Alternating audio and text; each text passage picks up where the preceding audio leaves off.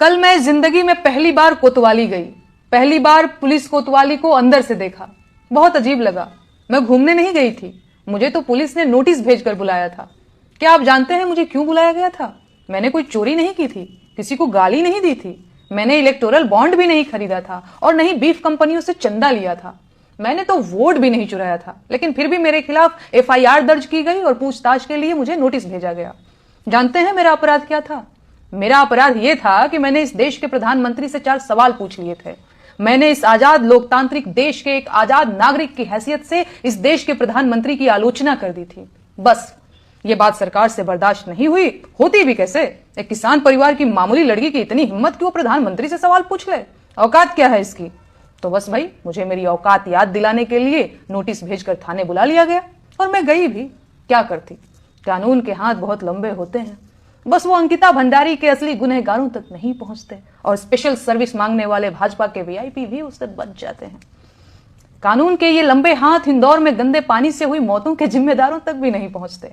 Paper leak कराने वाले, टूटी सड़कें बनाने वाले, अल्पसंख्यकों के खिलाफ नफरत भड़काने वाले, नकली दवाओं का कारोबार करने वाले, खाने की मिलावटी चीजें बनाकर देश भर में कैंसर फैलाने वाले, रेल दुर्घटनाओं के जिम्मेदार, टूटते पुलों के ठेकेदार, जंगल उजाड़ने वाले, पहाड़ काटने वाले और हवा को जहर बनाने वाले नेता, अधिकारी और कारोबारी कानून के हाथों से बच जाते हैं। लेकिन नेहा सिंह राठौर कानून के मजबूत और लंबे हाथों से नहीं बच सकती, क्योंकि वो प्रधानमंत्री से उनकी जिम्मेदारी पर सवाल पूछ लेती है।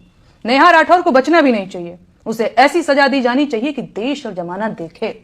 उसे उसके मुंह में जबान होने की भरपूर सजा मिलनी चाहिए। जिन बेटियों की दुश्मन पूरी भाजपा है, नेहा पर उनके लिए आवाज उठाने की सजा भी मुकर्रर की जानी चाहिए। बेरोजगारी के मुद्दे पर बोलना भी क्या छोटा गुनाह है? महंगाई पर गीत गाना क्या वित्त मंत्रालय से बगावत नहीं है? मजदूरों के हक की बात करना क्या लेबर डिपार्टमेंट के काम में हस्तक्षेप नहीं है? और फिर जब सरकार ने देश के कल्याण के लिए अलग अलग विभाग और मंत्री बना रखे हैं, तो मैं क्यों इन मंत्रालयों के मुद्दों पर बोल रही हूं? एक मुकदमा तो सरकारी काम में बाधा का भी बनता है। देश में जब महिला आयोग है तो महिला अधिकारों की बात करने वाली मैं कौन होती हूं? कितनी अजीब बात है ना। जिस सरकार को देश की गरीबी, बेरोजगारी, महंगाई और भ्रष्टाचार से लड़ना था, वो सरकार मुझसे लड़ रही है। खैर, अब सरकार को जल्द से जल्द देश हित में कानून बनाकर आलोचना को देशद्रोह और आलोचकों को देशद्रोही घोषित कर देना चाहिए।